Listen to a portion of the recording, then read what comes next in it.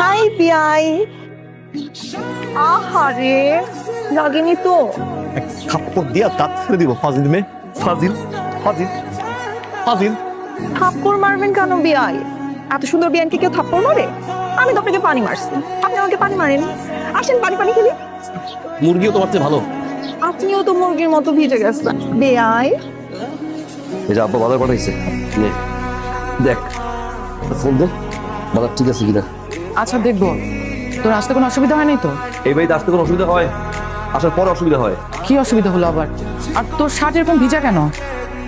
আর বইলো না ভাবি, ওই যে আমি ছাদে কাপড় নাড়তেছিলাম, তোমার ভাই আমি যেখানে পানি ফেলবো ঠিক সেইখানে এসে দাঁড়াইছে। কেন রে বাবা?